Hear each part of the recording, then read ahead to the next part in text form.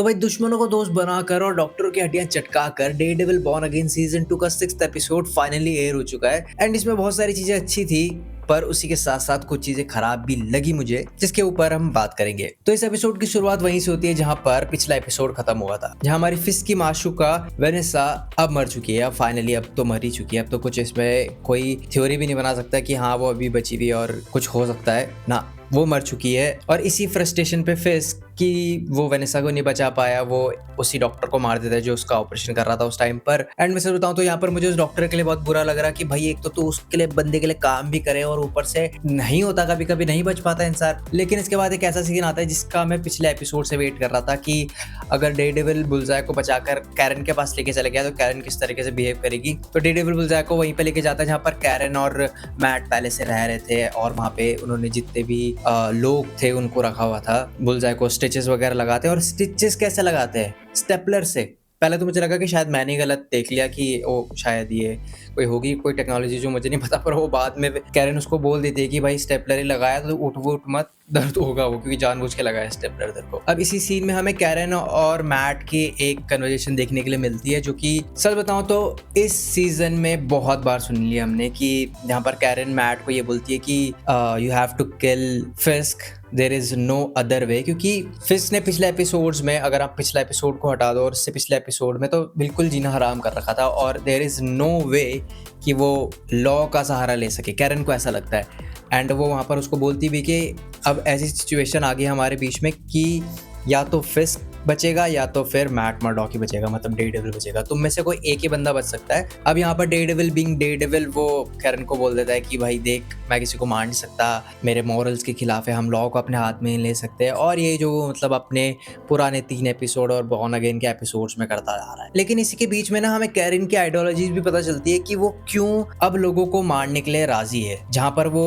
Netflix के first season का जिक्र करती है, जहाँ पर उसने वेस्ली को मारा था। अब इस बात से वो ये बोलती है कि जब मैंने वेस्ली को उस टाइम पे मारा था, तब मैं उस टाइम पे शायद थोड़ी डरी हुई थी और रिग्रेट कर रही थी, बट अब मुझे रिग्रेट नहीं होता, क्योंकि उसे लगता है कि एक यही तरीका था उसका बचने के लिए, क्योंकि उन दोनों में से एक ही बंदा बचना था वहां से। उसको इस तरीके से लगता है, जो मैट को समझा रही होती है वहां पर। इसी के साथ साथ वो सीजन 3 में जो बुलजाय चर्च में जाके फादर को मार देता है, उस सीन को मैट को बोलती है कि उस टाइम पे मैं तुम्हें रोक रही थी फिश को मारने के लिए, बट आई थिंक मुझे तुम्हें रोकना नहीं चाहिए था। और यहाँ पर मुझे एक और चीज बहुत अच्छी लगी कि इन्होंने पुराने सीजन्स को एक्चुअल में वैल्यू किया है, क्योंकि जब बॉर्न अगेन सीरीज स्टार्ट हो रही थी तब ये लोग ऐसा बोल रहे थे कि इट्स नॉट इम्पॉर्टेंट, मतलब पुराना जो भी नेटफ्लिक्स वाला सीन है वो कैनन तो है बट इतना इम्पॉर्टेंट नहीं है, ये बिल्कुल नया ही है। हाँ ये नया है, मैं मानता हूँ, but there are some pieces जो कि पुराने शोज से कनेक्टेड है और जो कि बहुत अच्छा लगता है कभी कभी देख के, तो कि हाँ यार ये उन चीज़ों को लेके चल रहे हैं आगे, उस चीज़ को रिस्पेक्ट कर रहे हैं। इसके बाद हमें जेसिका जोन्स और डेयरडेविल एक छत की रूफटॉप पे होते हैं,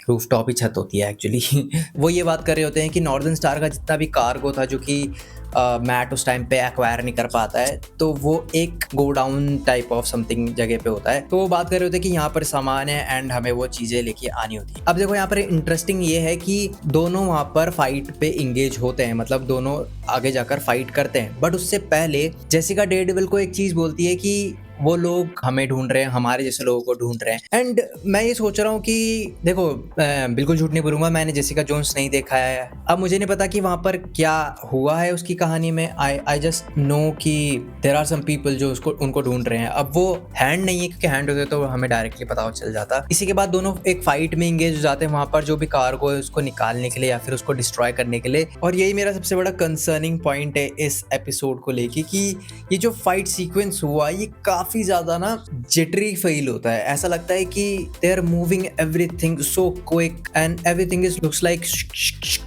तो आपको अपनी आईज को रेस्ट करने का टाइम ही नहीं मिलता, आप किसी चीज को ग्रैब ही नहीं कर पाते। मैंने बहुत बार देखा उस सीन को, तब जाकर मुझे समझ में आया कि ओ एक्चुअली क्या चल रहा है, कौन किसको मार रहा है। एंड उसी फाइट के बीच में एक और चीज आई जो कि पता नहीं बहुत सारे लोगों ने नोटिस किया होगा कि नहीं, बट जेसिका जोन्स पॉल को एक मुक्का मारती है, और जहां पर सारे गार्ड्स दूर दूर गिर रहे थे वहां पर पॉल अपनी जगह पे खड़ा रहता है और जेसिका के हाथ में लग जाती है। अब या तो मैं ज्यादा सोच रहा हूँ इस चीज के बारे में, या तो सच में पॉल नॉर्मल इंसान नहीं है। एंड इसके बाद वो सारा जो सामान था वो ब्लास्ट ब्लूस्ट करके निकल जाते हैं वहां से। एंड इसके बाद एक और कन्वर्सेशन आती है जिस चीज का मैं बहुत टाइम से वेट कर रहा था, क्योंकि हमने पिछले 2 एपिसोड से इस कैरेक्टर को ऑन स्क्रीन ज्यादा देखा नहीं है। एंड वो है हैदर और बक का एक कन्वर्सेशन होती है जहां पर वो उस टॉर्चर को भूल नहीं पा रही है। तो बक वहां पर आता है और उसको बोलता है कि क्या हुआ, तुम मुझे बता सकती हो। तो वो उसको बताती है कि मेरे साथ ऐसा ऐसा हुआ था, म्यूज ने ऐसा ऐसा किया था। तो बक उसको बोलता है विच इज वेरी वियर्ड कि do with me. And I was like कि भाई यार ये किंग ठीक है, ओके तुम्हें लड़की पसंद है तो तुम कुछ भी करोगे उसके लिए, यस। तो फिर वो उसका गला दबा देती है, वो जो चोक की बात हुई थी तो वो चोक कर देती है, उसको गला दबाती है।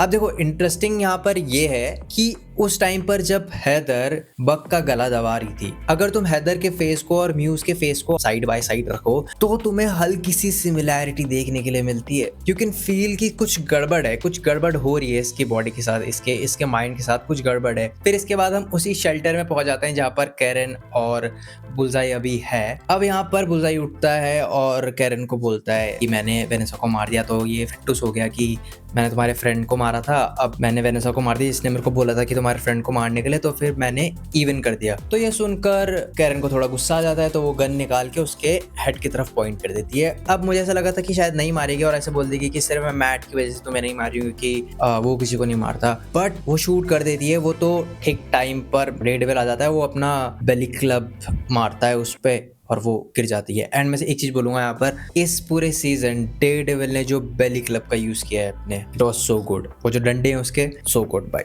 मजा आ गया भाई। हमने पुराने जितने भी इसके सीजन्स थे डेडेविल के, अब इस तरीके से अपने वेपन्स का यूज करते हुए डेडेविल को पहली बार ही देखा है मैंने, तो भाई मजा आ गया। एनीवेज इस कन्वर्सेशन पे वापस आते हैं जहाँ पर कैरन एंड डेडेविल की वापस से लड़ाई होनी शुरू हो जाती है कि भाई तुझे उसको मार देना चाहिए, तू इतना वीक क्यों है, अगर तुझसे नहीं मारा जा रहा तो एक काम कर कि मैं इसका बर्डन ले लेती हूँ, मैं इसको कैरी करती हूँ, मैं जो ये गिल्ट है इसको मैं कैरी करती हूँ। लेकिन मैट यहाँ पर अपनी उसी आइडियोलॉजी में है कि ना मैं मारूंगा किसी को, ना मैं किसी को मारने दूंगा। और ये हमें लेके जाती है सीजन 2 पे, जहाँ पर मैट पनिशर को भी इसी तरीके से ट्रीट करता है, जहाँ पर वो किसी को मारने भी नहीं देता उसको। अब इसके बाद लोग जो है वो स्ट्रीट्स पे आना शुरू हो जाते हैं, प्रोटेस्ट करना शुरू कर देते हैं कि फिस्ट ने हमें बंद करा हुआ था। ये वही सारे लोग हैं जिनको डेडेविल रेड हुक से निकालता है। इसी के बीच में हमें इस एपिसोड की one of the best fight देखने के लिए मिलती है, और मैं तो बोलूंगा शायद इस सीजन में अभी तक इससे प्यारी कोरियोग्राफ करी हुई फाइट मैंने तो नहीं देखी, मतलब मुझे तो नहीं लगी। अगर मैं इस सीजन में, अगर मुझे किसी फाइट को अभी तक